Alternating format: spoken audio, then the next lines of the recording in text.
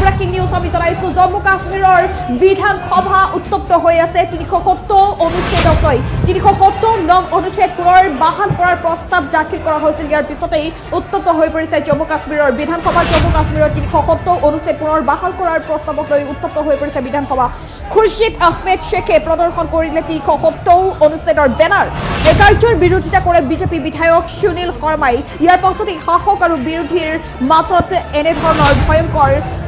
ঘটনাৰ সৃষ্টি হয় হতাহতৰ সৃষ্টি হয় আমি দেখুৱাইছো আপোনালোকক স্ক্ৰীনত যে কেনে ধৰণৰ ভয়ংকৰ হৈ পৰিছে বিধানসভাৰ মজিয়াত শাসক বিৰোধীৰ মাজৰ এই সংঘাত কিছু সময়ৰ বাবে স্থগিত কৰি দিয়া হ'ল বিধানসভাৰ কাম-কাজ উল্লেখ কৰিব লাগিব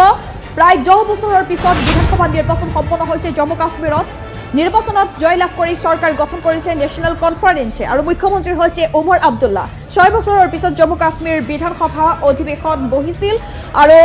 এই যি 6 বছৰৰ পাছত জম্মু কাশ্মীৰৰ বিধানসভা অধিৱেশন এই অধিৱেশনৰ প্ৰথম দিনটোতে 370 ধাৰা বাহাল কৰাৰ এটা প্ৰস্তাৱ ৰখা হৈছিল